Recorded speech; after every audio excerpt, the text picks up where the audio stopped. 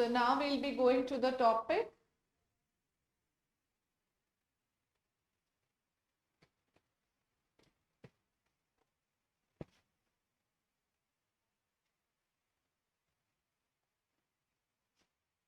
और हम जो अब डिस्कस करने जा रहे हैं दैट इज सॉरी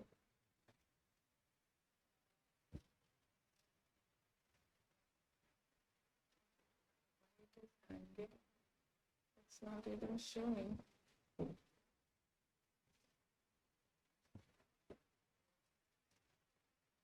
ये हैंग क्यों कर रहा है?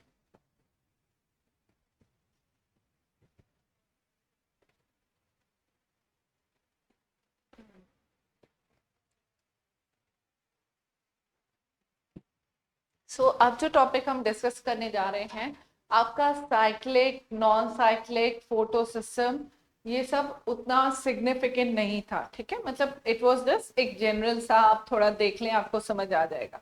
अभी जो टॉपिक है ये थोड़ा सा क्रूशियल है, मतलब अगर कहा जाए तो फोटोसिंथेसिस चैप्टर में जो सबसे क्रिटिकल टॉपिक है जिसमें थोड़ा सा आपको एफर्ट डालना है, it is this केमियोस्मोटिक hypothesis.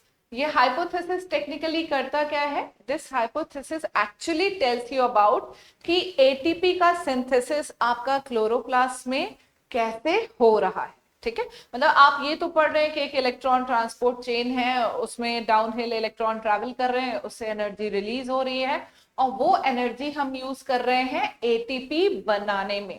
Now they will tell you कि what is the mechanism, technically ATP का synthesis करते कैसे हैं। ठीक है, तो वो प्रोसेस को जो समझने के लिए या उसके लिए जो थ्योरी प्रपोज हुई थी, उस थ्योरी को हम कहते हैं केमी ऑस्मोटिक हाइपोथेसिस या केमी ऑस्मोसिस, जो भी हाइपोथेसिस भी हम कहते हैं। ठीक है, तो ये जो मेथड है, ये मेथड बात करता है एटीपी सिंथेसिस की। इसकी कुछ रिक्वायरमेंट है, जैसे आप कोई चीज बना रहे हैं तो उसकी कुछ रिक्वायरमेंट होगी कि भाई ये बेसिक इंग्रेडिएंट्स होने चाहिए, तभी हम इस चीज की तैयारी कर पाएंगे। और फिर कुछ प्रोटोकॉल होंगे जिनके तहत वो प्रोसेस होगा। ठीक है, तो एटीपी सिंथेसिस के लिए इन्होंने पहले बताया कि वो सेटअप क्या है, क्या क्या रिक्वायरमेंट है, पहले वो देख ले। मतलब जैसे कहते हैं ना, जब आप कोई चीज बनाने जा रहे हैं तो कुक कहते हैं ना, पहले ये बेसिक इंग्रेडिएंट्स आप इकट्ठा कर ले, फिर हम जो है प्रोसेस शुरू करेंगे। ठीक है, तो इन्होंने सबसे पहले बताया कि आपका ATP synthesis for the time being, photosynthesis के दौरान जो एटीपी सिंथेसिस हो रहा है, वो एटीपी सिंथेसिस कहाँ हो रहा है? तो आपका फोटोसिंथेसिस का प्रोसेस कहाँ होता है? क्लोरोप्लास्ट में। एटीपी, और हम बात कर रहे हैं कि वहां पे लाइट रिएक्शन है, डार्क रिएक्शन है, एटीपी सिंथेसिस हो रहा है। तो ये एटीपी सिंथेसिस भी कहाँ हो रहा होगा? क्लोरोप्लास्ट में हो रहा होगा। फिर यू नो कि आपका साइक्लिक या non cyclic photophosphorylation, it is part of light reaction. तो यानी कि आपका जो एटीपी सिंथेसिस है वो कहीं ना कहीं से लाइट रिएक्शन के दौरान हो रहा है। ठीक है, इतनी चीज समझी। और हम लोग ने उस समय पढ़ा भी था कि जब आप लाइट रिएक्शंस के बारे में फोटोकेमिकल फेज डिस्कस कर रहे थे, तो हमने बात किया था एक तो लाइट एब्जॉर्प्शन का, जिससे इलेक्ट्रॉन ट्रांसपोर्ट शुरू होता है, इलेक्ट्रॉन एक्साइट होते हैं। फिर हमने दूसरा बात किया था फोटोलिसिस ऑफ वाटर का, जिससे ऑक्सीजन रिलीज हुआ, जो इलेक्ट्रॉन लूज कर रहे हैं वो इलेक्ट्रॉन कंपनसेट होते हैं। फिर तीसरा स्टेप था कि भाई फोटोलिसिस से ऑक्सीजन रिलीज हुआ है जो कि एयर को मिला है। और चौथा पार्ट उसका था कि एटीपी और एनएडीपीएच बने हैं। एनएडीपीएच तो कैसे बना है वो तो आपको सीधे दिख रहा है कि एनएडीपी रिडक्टेज है।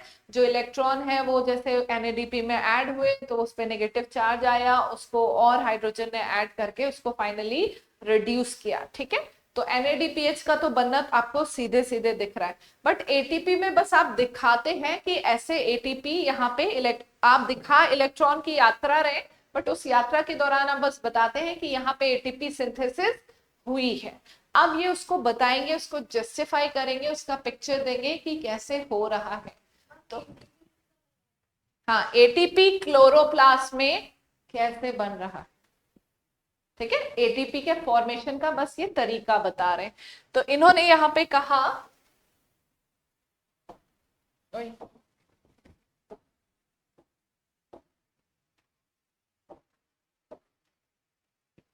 इन्होंने कहा कि आपका ये प्रोसेस कहाँ हो रहा है? बेसिकली क्लोरोप्लास्ट में हो रहा है। किस पार्ट में हो रहा है? कौन से वाले फेज में हो रहा है? फोटोकेमिकल फेज में, जब लाइट रिएक्शन हो रहा है तब हम इसको डिस्कस कर रहे हैं। Then they are trying to tell you what is chemiosmosis. तो इसमें इन्होंने बताया कि in chemiosmosis we are trying to talk about movement of ions. और ये जो आयन यहाँ पे इन्होंने बात की है that is actually proton and electron. वो जो ETS वाला है बेसिकली वो मूव कर रहा है, उसके वजह से ही प्रोटॉन्स रिलीज हुए होते हैं। तो ये जो आयन्स हैं ये कौन कौन से हैं? Protons and electrons. तो आपका chemiosmosis is movement of ions across a semi permeable membrane. और ये कहाँ कहाँ होता है? क्लोरोप्लास्ट में भी होता है, माइटोकॉन्ड्रिया में भी होता है। वहां पे भी आपका आयंस का मूवमेंट होगा माइटोकॉन्ड्रिया में, तो इनर मेम्ब्रेन पे ATP सिंथेसिस होगी। यहाँ पे भी आपका क्या होगा? जैसे थाइलाकॉइड मेम्ब्रेन है वहां पे प्रोटॉन का मूवमेंट होगा, तो जो है आपकी थाइलाकॉइड मेम्ब्रेन पे ATP अरे हाँ, थाइलाकॉइड मेम्ब्रेन पे ATP सिंथेसिस होगी। ठीक है, वहां माइटोकॉन्ड्रिया की इनर मेम्ब्रेन पे था, यहाँ थाइलाकॉइड की मेम्ब्रेन पे है। इनर मेम्ब्रेन नहीं क्या क्या, थाइलाकॉइड की मेम्ब्रेन पे ATP सिंथेसिस होगा। तो केमिओस्मोसिस किसका हो रहा है? ऑस्मोसिस हो रहा है आयंस का। आयंस का मूवमेंट हो रहा है across a semi permeable membrane. अब इन्होंने कहा कि ये जो मूवमेंट हो रहा है इसके लिए कुछ चीजें रिक्वायर्ड है। ये केमिओस्मोसिस जो है इसको करने के लिए, इसको एग्जीक्यूट करने के लिए आपका पहला इंग्रेडिएंट्स क्या क्या है? तो केमिओस्मोसिस के लिए आपको एक मेम्ब्रेन चाहिए जिसे आप सेमी परमेबल मेम्ब्रेन कह रहे हैं। आपको एक प्रोटॉन पंप चाहिए, ठीक है, और आपको प्रोटॉन का ग्रेडियंट चाहिए। मतलब एक मेम्ब्रेन बैरियर होगा, उसके एक तरफ ज्यादा प्रोटॉन होंगे, एक तरफ कम होंगे। जैसे तुम्हारा कंसेंट्रेशन ग्रेडियंट होता है ना, हाई से लो, लो से हाई। आपका जब भी मूवमेंट होता है कोई, तो हमेशा ऐसे ही होता है ना। तो कहीं प्रोटॉन मतलब मेम्ब्रेन की एक तरफ कहीं प्रोटॉन ज्यादा होंगे और मेम्ब्रेन के दूसरी तरफ प्रोटॉन क्या होंगे? कम होंगे। जब ग्रेडियंट होगा तभी आयन का मूवमेंट होगा। अगर दोनों तरफ बैलेंस होंगे तो आयन का मूवमेंट नहीं होगा। ठीक है, तो पहला आपको मेम्ब्रेन चाहिए जो कि बैरियर है। एक प्रोटॉन पंप चाहिए। यहाँ पे जैसे प्रोटॉन का मूवमेंट हम डिस्कस करेंगे तो प्रोटॉन जो है मेम्ब्रेन के क्रॉस नहीं ट्रेवल करता, देयर आर पैसेजेस। मतलब वो पंप में वो पैसेज होगा जो कि जहां से प्रोटॉन गुजरेगा, तो दैट इज प्रोटॉन पंप।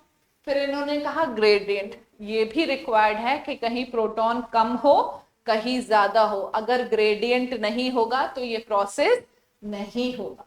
फिर अब यहाँ पे ग्रेडियंट इन्होंने क्या कहते हैं? Across the thylakoid membrane. Thylakoid membrane ही आपकी यहाँ पे सेमी परमेबल मेम्ब्रेन है, उसके एक तरफ ज्यादा प्रोटॉन है, एक तरफ कम प्रोटॉन। फिर इन्होंने यहाँ पे बताया एक एंजाइम जिसका नाम है ATP सिंथेज। ये एंजाइम ही ATP सिंथेसिस करता है। सब में जहां भी ATP बनेगा वो ATP बनाने का काम कौन करेगा? ठीक है, नाम ही ऐसा है। ठीक है, तो फिर अब इन्होंने यहाँ पे बोला कि जब आपका वाटर टूटा है, तो यहाँ पे इन्होंने आपको एक पॉइंट बताया। इन्होंने बोला कि splitting of water takes place on inner side of the membrane, so protons accumulate in lumen of the thylakoid. यहाँ पे बस ये बात बताई गई है कि जब वाटर टूटता है तो वाटर मेम्ब्रेन के अंदर टूटता है, और अंदर वाले हिस्से में टूटता है तो वो जो है, जो वाटर के टूटने से जो प्रोटॉन रिलीज हुए, वाटर टूटा, ऑक्सीजन, इलेक्ट्रॉन, प्रोटॉन, तो ऑक्सीजन तो बाहर चली जाएगी, पर जो प्रोटॉन रिलीज हुए उन्होंने कहा प्रोटॉन जो है अंदर की तरफ, अंदर का जो खाली स्पेस है वहां इकट्ठा होते हैं, क्योंकि फोटोलिसिस करने वाला जो कॉम्प्लेक्स है या जो सिस्टम है वो मेम्ब्रेन की अंदर साइड लोकेटेड है, इनर साइड में लोकेटेड है। ठीक है, इसको अभी आपने ये जो पॉइंट्स पढ़े हैं इसको मैं वहां पे आपको मतलब ऐसा सीधा बोर्ड पे समझाती हूँ तो शायद आपको बेटर समझ आएगा।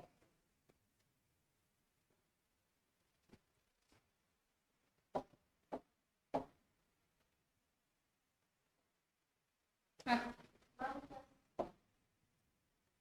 ठीक है, तो यहाँ पे क्या है कि आपको लाइट रिएक्शन डिस्कस करना है। लाइट रिएक्शन में अभी देखो, जो फोटोलिसिस वाला, जैसे मान लीजिए आपका जो क्लोरोप्लास्ट था उसमें हमने क्या करा, ये ग्रेनम स्टैक है। आपका स्ट्रोमा लैमेली में क्या हो रहा है, स्ट्रोमा लैमेली में आपका साइक्लिक वाला होगा, ठीक है। यहाँ पे कौन सा होगा, साइक्लिक वाला होगा, क्योंकि PS1 प्रेजेंट है, ठीक है। तो यहाँ वाले को अभी हम स्ट्रोमा लैमेली वाले को नहीं डिस्कस कर रहे हैं, अभी हम क्या डिस्कस कर रहे हैं, आपका ग्रेना वाला डिस्कस करेंगे कि यहाँ पे क्या हो रहा है, ठीक है। तो जो ग्रेनम है, ग्रेनम क्या होता है, it is stack of thylakoid membrane, ठीक है। ये केमी ऑस्मोसिस को समझने के लिए तुम्हें बस एक अभी थाइलाकॉइड, ये पूरे स्टैक को हम नहीं डिस्कस करेंगे, हम क्या करेंगे, हमने एक थाइलाकॉइड निकाला और उसको हम थोड़ा डिटेल में देखते हैं, ठीक है। तो आपका जो थाइलाकॉइड मेम्ब्रेन है, अभी उसका हम लोग वो कर लेते हैं। तो अब मैंने एक बना ली, मतलब ये जो आपको सर्कल दिख रहा है, ये सर्कल एक तरह से आपका क्या है, थाइलाकॉइड मेम्ब्रेन, ठीक है। ये जो मैंने सर्कल बनाया है, उस ग्रेनम से मैंने एक थाइलाकॉइड उठा लिया। अब अगर आप ये डायग्राम देखें,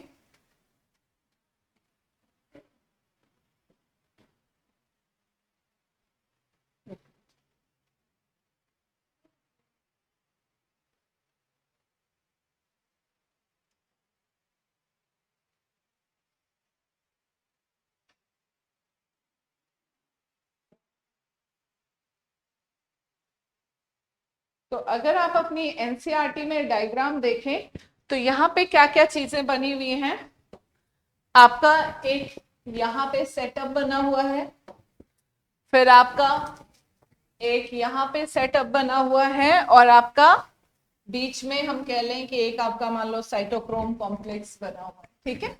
तो यहाँ पे जो पहला सेटअप है दैट इज PS2, यहाँ पे जो दूसरा सेटअप है दैट इज फोटोसिस्टम 1, ठीक है। और आपका यहाँ पे आपका जो नीचे आपको सबसे ज्यादा दिख रहा है, दिस पार्ट इज एक्चुअली आपका, ये हेड वाला पार्ट जो है एटीपी सिंथेज वाला है, otherwise it is having proton pump, ठीक है। क्या है ये, इसी से प्रोटॉन ट्रैवल, एक मिनट रुक जाओ, इसको थोड़ा छोटा करते हैं, ठीक है। ये आपका जैसे यहां से आपका जो प्रोटॉन है ना, प्रोटॉन यहीं से निकलेगा, ठीक है। प्रोटॉन इसी रास्ते बाहर आएगा, और ये वाला जो स्ट्रक्चर है, इसका ये जो हेड पार्ट है, ठीक है, ये जो सर्कल सा आपको हेड पार्ट दिख रहा है, इसी हेड पार्ट पे आपका वो एंजाइम पाया जाता है जिसे आप कहते हैं ATP synthase,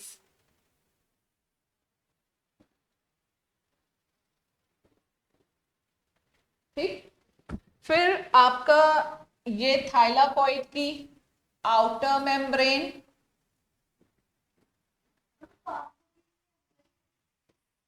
pump is passage, जहां से मतलब कि जैसे अंदर से प्रोटॉन बाहर निकालना है तो ये थ्रू पंप निकलते हैं, ठीक है। ये प्रोटॉन के लिए पैसेज है, ठीक है। फिर है आपका इनर मेम्ब्रेन, मेम्ब्रेन के बाहर वाला हिस्सा, मेम्ब्रेन के अंदर वाला हिस्सा, अंदर का स्पेस इज ल्यूमन, ठीक है। और आपका जो थाइलाकॉइड है, थाइलाकॉइड कहाँ प्रेजेंट होता है, क्लोरोप्लास्ट के अंदर, ये बैरियर है, अंदर का स्पेस ल्यूमन है, बाहर ये जो आपको सारा पार्ट दिख रहा है, दिस ऑल इज स्ट्रोमा, जो सारी इसके सराउंडिंग है, थाइलाकॉइड की सराउंडिंग क्या होगा, स्ट्रोमा वाला मैट्रिक्स होगा ना, मतलब हर ये कहाँ पाया जा रहा होगा, ये पूरा ये जो इसका सराउंडिंग एनवायरमेंट है, ये क्या है, स्ट्रोमा, ठीक है। फिर आया कि आपका इन्होंने दो चीजें बताई। पहला कि आपका जो फोटोलिसिस हो रहा है, जो वाटर का ब्रेकडाउन हो रहा है, ठीक है, जो वाटर टूटेगा और ये क्या बनाएगा, प्रोटॉन्स बनाएगा और इलेक्ट्रॉन्स बनाएगा। यस,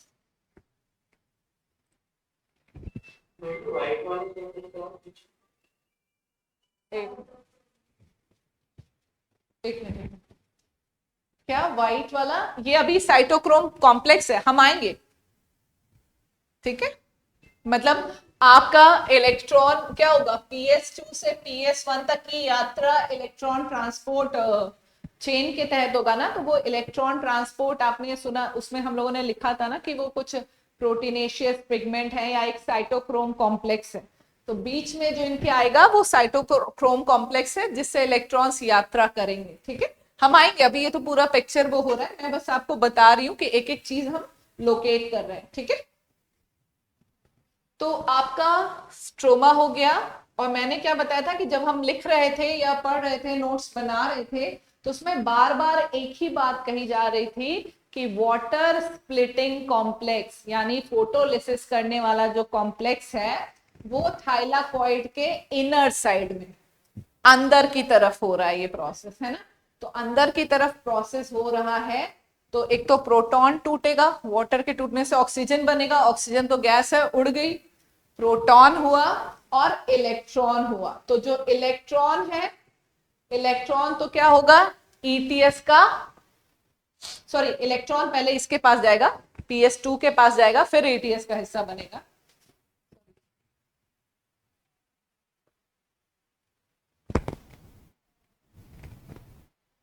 ठीक है। तो यहाँ पे इन्होंने बस ये बताया कि जैसे आपका ये इलेक्ट्रॉन रिलीज हुआ तो इलेक्ट्रॉन तो कंपनसेट करेगा, PS2 ने जो अपने इलेक्ट्रॉन खोए हैं, ये इसके टूटने से वो इलेक्ट्रॉन इसका हिस्सा बन जाएगा, ठीक है। लेकिन जो इसका प्रोटॉन है वो प्रोटॉन कहाँ इकट्ठा होगा, ल्यूमन में, ठीक है। तो यहाँ पे अभी जो दो चीजें आपको फोकस करनी है वो ये फोकस करनी है कि मैं आपको जो भी ये पाथवे ऐसा बताऊंगी, मैं बस इसमें बताऊंगी कि किस किस स्टेप में कहाँ कहाँ प्रोटॉन यूज हो रहा है और कहाँ कहाँ प्रोटॉन रिलीज हो रहा है। आप देखेंगे कि हमारा जो ये प्रोसेस चल रहा होगा तो इसमें हमेशा स्ट्रोमा से हम प्रोटॉन ले रहे होंगे, ठीक है। तो जब आप जैसे मान लीजिए पहले बैलेंस है, स्ट्रोमा में भी प्रोटॉन है और ल्यूमन में भी प्रोटॉन है, ठीक है। फिर हम देखेंगे कि ऊपर दो ऐसे स्टेप हुए होते हैं जहां पे बाहर से स्ट्रोमा से प्रोटॉन आपने ले लिया। तो जब आप स्ट्रोमा का प्रोटॉन ले लोगे तो स्ट्रोमा का प्रोटॉन क्या होगा, कम होगा। तो दो ऐसी जगह होगी, एक यहाँ पे इलेक्ट्रॉन ट्रांसपोर्ट चेन के दौरान और दूसरा PS1 में वो जो NADP रिडक्टेज है। तो पहला जैसे इन्होंने यहाँ पे बताया कि जो वाटर को तोड़ने वाला कॉम्प्लेक्स है वो कॉम्प्लेक्स अंदर की तरफ है, तो उसने प्रोटॉन अंदर भर, यानी इनके पास प्रोटॉन बढ़ाने का काम किया हमने, ठीक। फिर यहाँ पे ये जो PS2 है, इसका जब इलेक्ट्रॉन रिलीज होगा, मतलब एक्साइट होके रिलीज होगा, तो वो जो आपके ये आपका पूरा ये जो पैसेज है जो यहाँ से इलेक्ट्रॉन ट्रांसपोर्ट होके इन तक आ रहा है, तो इसका जो प्राइमरी एक्सेप्टर है वो बाहर की तरफ है। फोटो सिस्टम 2 से जो इलेक्ट्रॉन लेता है वो मेम्ब्रेन के बाहर की तरफ है। तो जब वो इलेक्ट्रॉन लेगा उसके ऊपर नेगेटिव चार्ज आएगा, तो वो अपने नेगेटिव चार्ज को कंपनसेट करने के लिए वो बाहर से क्या लेगा, प्रोटॉन लेगा। स्ट्रोमा से इसने क्या ले लिया, प्रोटॉन ले लिया। तो देखो फोटोलिसिस हुई तो जो प्रोटॉन रिलीज हुआ वो मैंने अंदर दे दिया, लेकिन जब इसके इलेक्ट्रॉन एक्साइट हुए तो आपका प्राइमरी एक्सेप्टर बाहर की तरफ था, उसने स्ट्रोमा से प्रोटॉन उठाया, अंदर से प्रोटॉन नहीं उठाया, स्ट्रोमा से प्रोटॉन उठाया। तो जब ये प्रोटॉन लेगा तो स्ट्रोमा में क्या हुआ, एक तरह से माइनस इफेक्ट आया, यहां फोटोलिसिस की वजह से क्या हुआ, यहां पे प्लस इफेक्ट आया, ठीक है। फिर आपका यहां जो मैंने बीच में बना दिया है that is cytochrome B6F complex कर लो, इसे कर लो साइट आपका B6 F कॉम्प्लेक्स, इस तरह से कर लो आप। एनसीईआरटी को थोड़ा बड़ा करोगे तो उसमें विजिबल रहेगा, ठीक है। तो मान लो ये जो है बेसिकली मेम्ब्रेन पे ही तुम्हारा इलेक्ट्रॉन ट्रांसपोर्ट चेन बना होता है। वो जो हमने सारा बताया था ना कि आपका क्या था, प्राइमरली कौन लेता था, फियोफाइटिन लेता था, फियोफाइटिन से प्लास्टोक्यूनॉन, फिर तुम्हारा ये साइटोक्रोम कॉम्प्लेक्स, फिर प्लास्टोसियानिन, फिर जो है ये PS1 तक इलेक्ट्रॉन जाते थे। तो ये इलेक्ट्रॉन मतलब जब इसको फियोफाइटिन ने लिया तो उसने अपने आप में प्रोटॉन यहां से ऐड किया, क्योंकि प्राइमरी एक्सेप्टर बाहर की तरफ था, तो उसने स्ट्रोमा से प्रोटॉन उठाया, उसका प्रोटॉन अपने पास यूज कर लिया।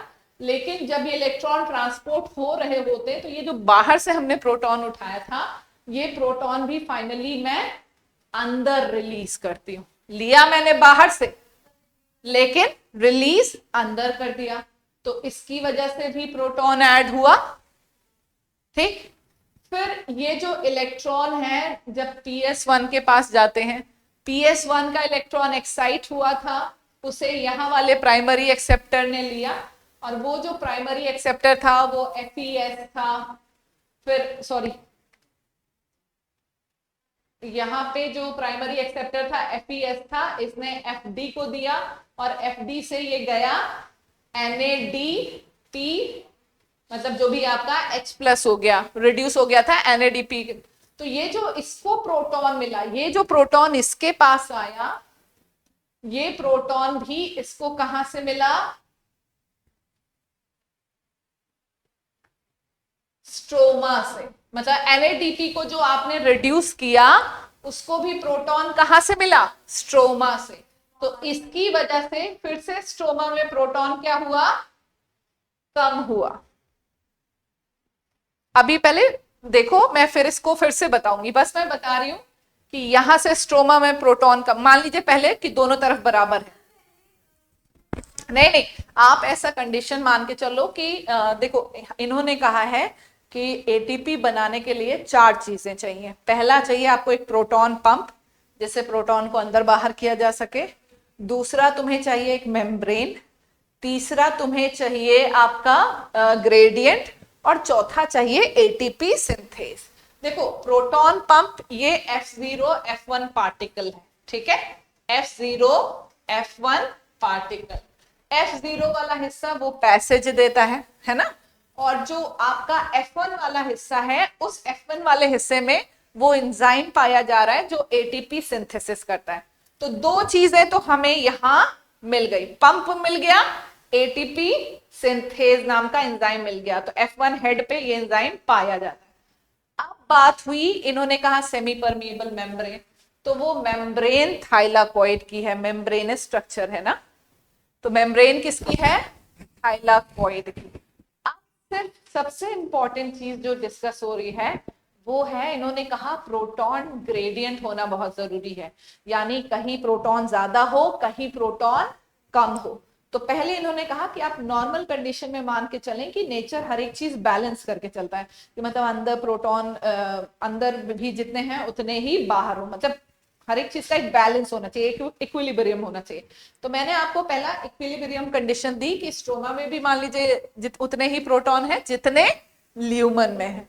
अब मैं आपको बता रही हूं कि ग्रेडियंट कैसे बनेगा, प्रोटॉन ग्रेडियंट कैसा बनेगा। प्रोटॉन ग्रेडियंट बनने का मतलब यह है कि कहीं पे प्रोटॉन कम हो रहा होगा, जिससे वहां कमी आ जाएगी, लोअर कंसेंट्रेशन, कहीं पे प्रोटॉन बढ़ रहा होगा, जिससे वहां पे हाइयर कंसेंट्रेशन हो जाएगा। तो इन्होंने बताया कि स्ट्रोमा का जो प्रोटॉन था, जैसे यहां भी और यहां भी बराबर था, इसका कम होना शुरू हुआ। क्यों? क्योंकि यहां से प्रोटॉन लिया जो ETS का हिस्सा बन गया, और यहां का जो प्रोटॉन लिया वो NADP को रिड्यूस करने के काम आ गया। तो इनको प्रोटॉन इनका वापस आपने नहीं दिया, आप इनसे लेते रहे। अंदर वाला हाल देख लें, अंदर क्या हुआ कि फोटोलिसिस वाला सिस्टम मेम्ब्रेन के अंदर वाली साइड में है, इलेक्ट्रॉन तो वो फोटो सिस्टम 2 को दे रहा है, लेकिन ये जो प्रोटॉन है ये बाहर नहीं जा रहे हैं, प्रोटॉन अंदर रिलीज हुआ। तो इसकी वजह से प्रोटॉन अंदर पहले बराबर बराबर था उसका, लेकिन कम कर रहे हो। ये बराबर था मतलब ये अपने लेवल पे था, अब आप इसमें क्या कर रहे हो, ऐड ऑन कर रहे हो। तो यहाँ पे प्रोटॉन बढ़ा, फिर मैंने आपको बताया कि ये जो इन्होंने बाहर से प्रोटॉन लिया था वो कहाँ रिलीज कर रहे हैं, अंदर रिलीज कर रहे हैं। तो इसका भी प्रोटॉन अंदर, इसका भी प्रोटॉन अंदर, इसके पास ऑलरेडी प्रोटॉन था, तुमने और दे दिया तो अंदर बढ़ा। इनके पास था लेकिन आपने इनका ले लिया, इनको नहीं दिया तो इनका कम हुआ। तो now inner lumen of thylakoid has higher proton concentration, बाहर वाला स्ट्रोमा का हैज लोअर प्रोटॉन कंसंट्रेशन। इसे कहते हैं हम प्रोटॉन ग्रेडियंट। अब ये जो प्रोटॉन ग्रेडियंट बना, अंदर ज्यादा बाहर कम, तो कोई भी चीज जैसे ही ग्रेडियंट बनता है, जैसे कुछ कम ज्यादा होता है तो फिर वो क्या करता है, उसका मूवमेंट शुरू होता है, क्योंकि उसे क्या करना होता है, बैलेंस करना होता है। वही जब तक रिएक्शन चल रहा था तो रिएक्शन चलने की वजह से अंदर प्रोटॉन ज्यादा हो गए, बाहर क्या हो गए, कम हो गए, बट नेचर को बैलेंस करना होगा कि यार ये तो कम ज्यादा हो गया। तो जब उसे बैलेंस करना होगा तो आपका ये प्रोटॉन पंप ऑपरेट करने लगता है। प्रोटॉन पंप क्या करता है, वो कहता है भाई अंदर बहुत ज्यादा हो गए, बाहर तो कमी है, हमें आगे भी तो चाहिए होगा, ये तो आगे भी तो रिएक्शन में इनको प्रोटॉन वगैरह लगेंगे। तो वो क्या करता है, प्रोटॉन पंप करना शुरू करता है, ठीक है, अंदर से बाहर बैलेंस करने के लिए, क्योंकि कम कम है ना, तभी तो आपका मूवमेंट होगा। यस कार्तिक,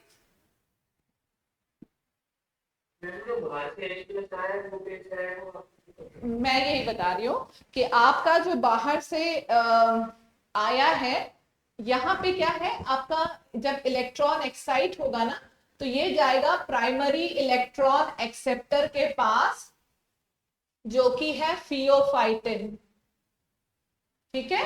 ये जो इलेक्ट्रॉन लेगा, तो अगर फियोफाइटिन जो था उसने इलेक्ट्रॉन लिया तो उसके ऊपर नेगेटिव चार्ज आ जाएगा, तो वो उस नेगेटिव चार्ज को कंपनसेट करेगा। और ये जो प्राइमरी इलेक्ट्रॉन एक्सेप्टर है ये मेम्ब्रेन को बाहर की तरफ है, किस तरफ है, बाहर की तरफ है। तो इसने ले तो लिया फोटोसिस्टम 2 से इलेक्ट्रॉन, पर इस पे नेगेटिव चार्ज आ गया, तो क्योंकि बाहर की तरफ है तो बाहर ये ढूंढेगा कि मुझे क्या पॉजिटिव मिल जाए जो मुझे न्यूट्रलाइज करे। तो वो प्राइमरी इलेक्ट्रॉन एक्सेप्टर बेसिकली बाहर से प्रोटॉन लेके खुद को क्या करता है, न्यूट्रलाइज करता है। बट फिर उसके बाद इन्हें क्या होता है कि अब भाई ये हमारे हमारे तो मतलब मेरा तो था नहीं, तो मैं इसे लेके क्यों क्या करूंगी, तो मैं नेक्स्ट को ट्रांसफर करूंगी। तो जब ये नेक्स्ट उसको ट्रांसफर करते हैं तो वो वही चीज है, फिर वो इलेक्ट्रॉन लिए फिर ट्रांसफर, तो ये जब ट्रांसफर हो रहा होता है तो एट वन स्टेज ये जो प्रोटॉन है, मतलब ये बाहर से आया था प्रोटॉन, बाकी इलेक्ट्रॉन तो ये साइटोक्रोम कॉम्प्लेक्स से ट्रेवल करता जाता है, लेकिन जो फियोफाइटिन ने बाहर से प्रोटॉन लिया था उससे जब इलेक्ट्रॉन छूटा तो उसने प्रोटॉन को अंदर रिलीज किया, ना कि बाहर रिलीज किया। तो वो जो है या प्लास्टोसियानिन से आते हुए जो भी होता है, तो वो जो प्रोटॉन है बेसिकली अंदर रिलीज होता है जो बाहर से उठाया गया। तो ये चीज यहाँ पे हो रही है, ठीक है।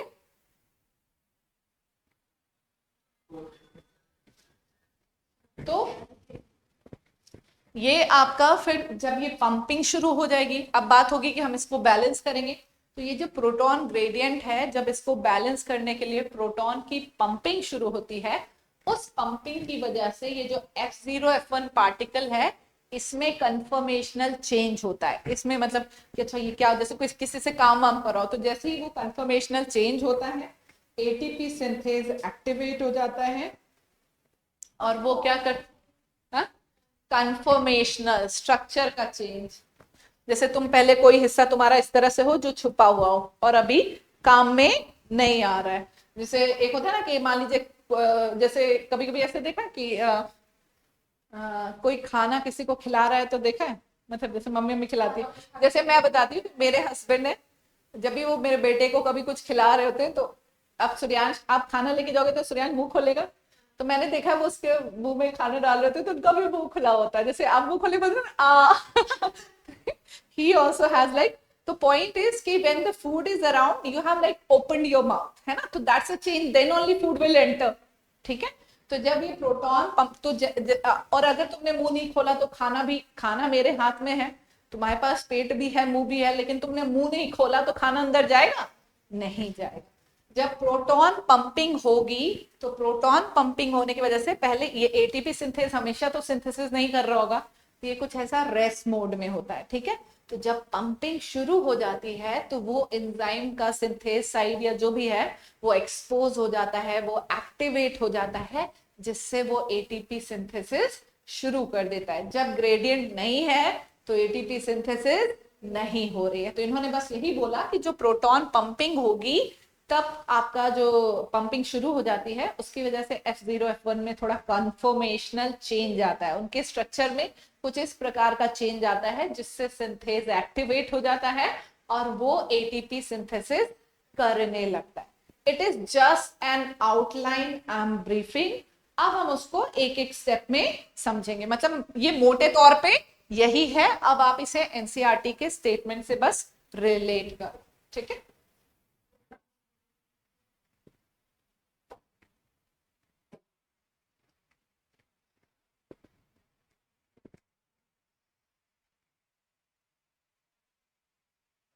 तो सबसे पहले हमने बात किया कि अगर केमी ऑस्मोसिस हो रहा है तो केमी ऑस्मोसिस का मतलब मूवमेंट ऑफ आयंस। ऑस्मोसिस बात करता है हायर कंसेंट्रेशन से लोअर कंसेंट्रेशन, और प्राइमरीली यहाँ पे प्रोटॉन का मूवमेंट हम डिस्कस करेंगे। फिर इन्होंने कहा प्रोटॉन के मूवमेंट की वजह से एटीपी सिंथेसिस होगी, लेकिन उसके लिए कुछ रिक्वायरमेंट है। सेमी परमिएबल मेम्ब्रेन जो कि थाइलाकॉइड मेम्ब्रेन है, प्रोटॉन पंप जो कि तुम्हारा F0 F1 पार्टिकल से बनेगा, तीसरा ग्रेडियंट स्ट्रोमा और ल्यूमन में प्रोटॉन कंसेंट्रेशन का डिफरेंस, चौथा वो एंजाइम जो कि एटीपी सिंथेसिस करता है, एटीपी सिंथेस। ये तुम्हारे वो हो गए। अब इन्होंने बताया वो यात्रा की कैसे प्रोसेस चल रहा है। तो दे आर टेलिंग कि इलेक्ट्रॉन जो इलेक्ट्रॉन थे they move through photo systems. ये बात तो समझ आ रही है। फोटो सिस्टम लाइट पड़ती है, मतलब 2 पे भी पड़ती है, 1 पे भी पड़ती है, और उनके इलेक्ट्रॉन एक्साइट होकर अपनी यात्रा शुरू कर देते हैं, ठीक है। तो इन्होंने कहा कि जैसे जैसे इलेक्ट्रॉन मूव करते हैं फोटो सिस्टम से, protons are transported across the membrane. Protons membrane के अंदर बाहर होते हैं। कैसे? तो इन्होंने बताया कि it is due to the removal of protons from stroma. इन्होंने कहा कि जैसे जैसे इलेक्ट्रॉन मूव कर रहे होंगे वैसे ही प्रोटॉन्स, वैसे वैसे प्रोटॉन्स भी मेम्ब्रेन के इन एंड आउट हो रहे होंगे। और वो इन एंड आउट कैसे हो रहे हैं? तो इन्होंने कहा प्रोटॉन्स स्ट्रोमा से रिमूव हो रहे हैं, ल्यूमन में ऐड हो रहे हैं। तो वो कैसे हो रहे हैं अब बताया जाएगा। तो इन्होंने बोला कि जो प्राइमरी इलेक्ट्रॉन एक्सेप्टर है, जो कि फोटो सिस्टम 2 में मैंने आपको ऊपर फियोफाइटिन दिखाया है, तो इन्होंने बोला the primary electron acceptor PH2 वाला is located towards the outer side of the thylakoid membrane, ठीक है। फिर and transfers its electron to an hydrogen carrier. So this molecule, मतलब इसने जो इलेक्ट्रॉन लिया अपने से, इसने एक हाइड्रोजन कैरियर को दे दिया, दैट इज PQ, प्लास्टोक्यूनॉन। वो हम लोगों ने लिखा हुआ है, अगर नोट्स को आपने देखा हो तो हमने फियोफाइटिन लिखा है, प्लास्टोक्यूनॉन लिखा है, साइटोक्रोम कॉम्प्लेक्स लिखा है, प्लास्टोसियानिन लिखा है। फिर हम आए थे फोटो सिस्टम 1 तक, ठीक है। तो आपका वो जो हाइड्रोजन एक्सेप्टर है, मतलब इसने इलेक्ट्रॉन लिया, इसने अपने से इलेक्ट्रॉन किसको दिया? एक hydrogen carrier, that is plastoquinone, उसको दिया। तो वो जो हाइड्रोजन कैरियर था ये क्या करता है? स्ट्रोमा से प्रोटॉन रिमूव कर देता है। और जब वो, मतलब plastoquinone is that hydrogen carrier, ठीक है। हाँ, तो लेकिन जब फियोफाइटिन अपना इलेक्ट्रॉन उसको दे देगा प्लास्टोक्यूनॉन को, तो वो जो प्लास्टोक्यूनॉन है वो हाइड्रोजन, मतलब ऐसे फियोफाइटिन हाइड्रोजन लेता है, प्लास्टोक्यूनॉन इलेक्ट्रॉन भी ले लेगा, हाइड्रोजन भी ले लेगा, बट वो जो है हाइड्रोजन को ले जाके अंदर की तरफ रिलीज कर देगा। मतलब वो बेसिकली इलेक्ट्रॉन और हाइड्रोजन दोनों को उठा के ले जा रहा है। इलेक्ट्रॉन वो ETS में दे देगा और जो प्रोटॉन है वो अंदर रिलीज कर देगा। तो बेसिकली हाइड्रोजन को बाहर से ढोके अंदर ले जाने का काम प्लास्टोक्यूनॉन करेगा, दैट इज हाइड्रोजन कैरियर, ठीक है। लेकिन ये हाइड्रोजन को बाहर से उठाया किसने था? उठाने का काम जो है प्राइमरी इलेक्ट्रॉन एक्सेप्टर ने किया था, क्योंकि वो बाहर की तरफ था। फिर उसने उठाया तो उसने अपना इलेक्ट्रॉन दिया, तो उसने वो प्रोटॉन भी दिया। तो वो प्रोटॉन और इलेक्ट्रॉन ढो के कौन ले गया? प्लास्टोक्यूनॉन ले गया, फिर उसने इलेक्ट्रॉन ईटीएस को दे दिया, बट जो प्रोटॉन था उसका उसको क्या काम था, तो वही ढो के ले गया था कि भाई फियोफाइटिन से कौन ढो के ले गया, मतलब फियोफाइटिन तो बाहर की तरफ है, बाहर से अंदर की तरफ जो ढो के ले गया दैट इज प्लास्टोक्यूनॉन। तो उसने इलेक्ट्रॉन ट्रांसपोर्ट सिस्टम को दे दिया और प्रोटॉन अंदर छोड़ दिया, और बस उसका और कोई काम नहीं था, ठीक है। तो वो डोलने का काम किया कि कौन अंदर बाहर ले गया, ठीक है। तो so this molecule removes proton from the stroma while transporting an electron, and when this molecule passes its electron to ETS वाले electron carrier on inner side of membrane, proton is released in the lumen of the thylakoid। आपको बस यहाँ पे इतना समझना है कि जो इलेक्ट्रॉन एक्साइट हुआ है उसको जो लेगा तो वो रिड्यूस होगा, तो वो अपने चार्ज को बैलेंस करने के लिए प्रोटॉन लेगा, प्रोटॉन वो बाहर से उठा रहा है, ठीक है। फिर वो प्रोटॉन उठाया तो अब इलेक्ट्रॉन ट्रांसफर करेगा, तो इलेक्ट्रॉन तो ईटीएस में चलेगा जो कि मेम्ब्रेन में प्रेजेंट है, लेकिन अब प्रोटॉन क्या करे, तो वो जो प्रोटॉन है वो अंदर रिलीज हो गया। बस यहाँ पे इतना ही बताया गया है।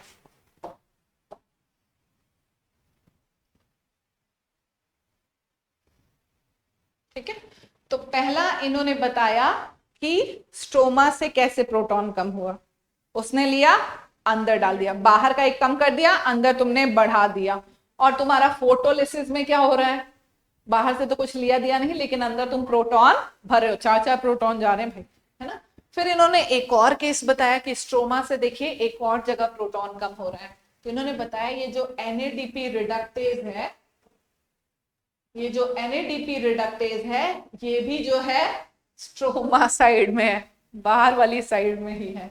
तो ये भी क्या करेगा, जब इसके पास इलेक्ट्रॉन आया है ना, अब इलेक्ट्रॉन यहां से PS1 तक गया, PS1 का इलेक्ट्रॉन इसका प्राइमरी एक्सेप्टर जो भी FES या FED जो भी था उसके पास गया, तो अब ये जो इलेक्ट्रॉन है ये NADP के पास गया, तो NADP ने वो इलेक्ट्रॉन रिड्यूस करने में खुद को यूज किया। तो देखो along with electrons coming from PS1, protons are necessary to reduce, है ना, तो and these protons are also removed from stroma। तो इन्होंने आपको पहली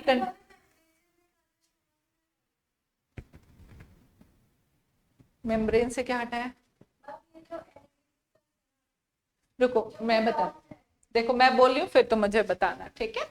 यहाँ पे क्या हुआ, इलेक्ट्रॉन की यात्रा शुरू हुई, पहले तो एक्साइट हुआ तो इलेक्ट्रॉन यहां से निकल गया, तो इलेक्ट्रॉन किसी में जाके मान लो ऐड हो गया तो उसके ऊपर नेगेटिव चार्ज आया, वो अपने आप को न्यूट्रलाइज करेगा, तो न्यूट्रलाइज करने के लिए क्योंकि ये बाहर की तरफ फेसिंग था तो इसने बाहर से पॉजिटिव चार्ज या प्रोटॉन उठाया, फिर ये न्यूट्रलाइज होके फिर आपका वो था नहीं, जो आपका है नहीं तो आप आगे बढ़ा दोगे, तो इन्होंने आगे जब बढ़ाया तो इलेक्ट्रॉन तो ईटीएस का हिस्सा बन गया, लेकिन वो जो प्रोटॉन था वो प्रोटॉन हमने अंदर डाल दिया। अब इलेक्ट्रॉन चले मान लो PS1 तक आए, PS1 का यहाँ वाला इलेक्ट्रॉन तो उसने PS1 का जो खोया इलेक्ट्रॉन था मान लो उसे कंपनसेट किया, PS1 का इलेक्ट्रॉन ऊपर गया, उसको भी किसी ने लिया होगा, है ना, मान लो जिसने लिया उसने फटाक से जो है आपका फेरेडॉक्सिन से ट्रांसफर हुआ NADP प्लस को, जब NADP प्लस को ट्रांसफर हुआ तो अब इसके ऊपर क्या हुआ कि वैसे तो वो प्लस था, सॉरी उसका इस पे नहीं ट्रांसफर होगा, इसका इलेक्ट्रॉन फाइनली ये फेरेडॉक्स नहीं NADP ही लेगा, और वो NADP खुद को और रिड्यूस करने के लिए वो क्या करेगा, सराउंडिंग से हाइड्रोजन लेगा। तो बेसिकली प्रोटॉन एक यहाँ पे स्ट्रोमा से यूज हो रहा है और प्रोटॉन यहाँ पे यूज हो रहा है, मान लो इसके पास भी दो थे, मान लो इसके पास चार थे, इसके पास चार थे, तो इसका दो तुमने क्या कर दिया, एक तो NADPH बनाने में खत्म हो गया, ऐसे कर लेते हैं,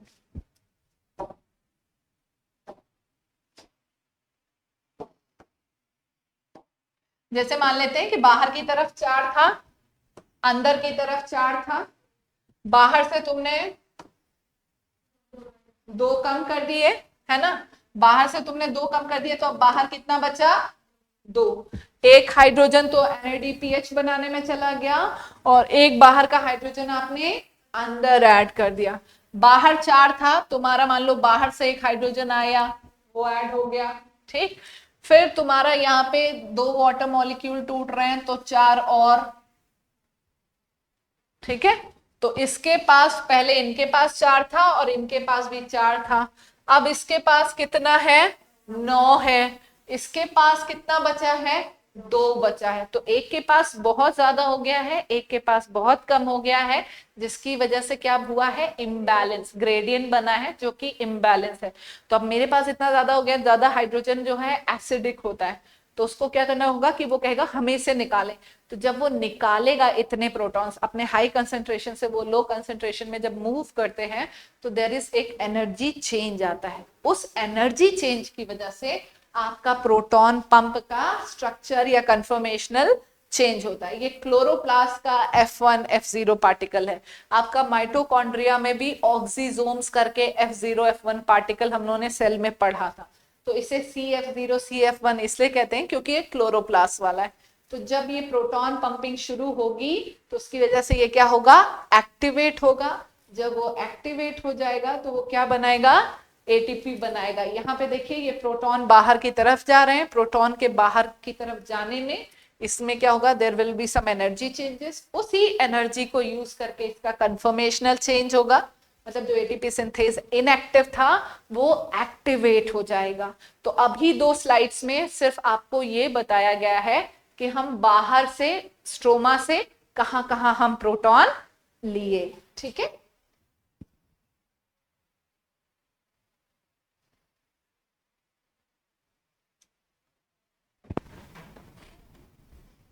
फिर इन्होंने कहा कि जब बाहर से आप प्रोटॉन ले रहे हैं तो protons in stroma are decrease, पर ल्यूमन में अंदर की तरफ क्या हो रहा है, प्रोटॉन्स इकट्ठा हो रहे हैं। और उनके इकट्ठा होने से क्या हो रहा है कि आपका ग्रेडियंट बन जा रहा है। और अब इन्होंने यही बताया कि जो थायरोकॉइड मेम्ब्रेन है ना, उसके अंदर का पीएच, हाइड्रोजन आयन कंसंट्रेशन बढ़ा, यानी अंदर का एटमॉस्फेयर एसिडिक हो गया। Acidic is low pH. तो अब ये हमारे लिए जरूरी है कि वो प्रोटॉन ग्रेडियंट शुड ब्रेक। कितनी अच्छी है leads to synthesis of ATP by ATP synthase enzyme।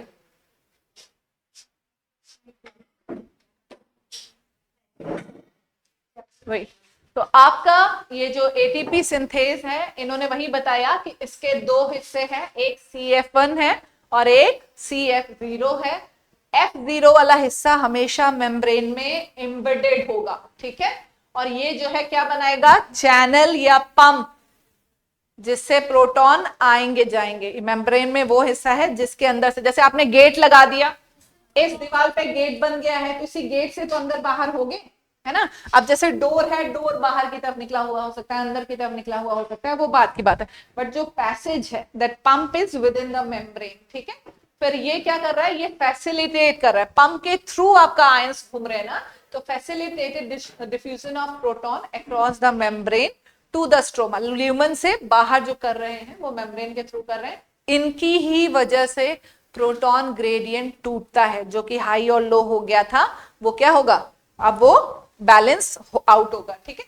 फिर CFN में इन्होंने यही बोला कि इसकी जो मुंडी है वो बाहर की तरफ प्रोट्रूड कर रही है, जिसकी वजह से क्या हो रहा है कि जब ये ग्रेडियंट टूटेगा तो इन्होंने कहा उससे एनर्जी जो रिलीज हुई होती है, वही एनर्जी क्या करती है, उसका स्ट्रक्चर को ट्रांसफॉर्म करती है, और जिसके वजह से एंजाइम एक्टिवेट हो जाता है एटीपी सिंथेसिस करने में। This is your chemiosmotic synthesis of ATP. इसको आप एक बार देख लीजिएगा, कोई डाउट होगा तो पूछिएगा, otherwise in next lecture will go for notes of this and that will discuss again if you have any doubts. ठीक है, थैंक यू।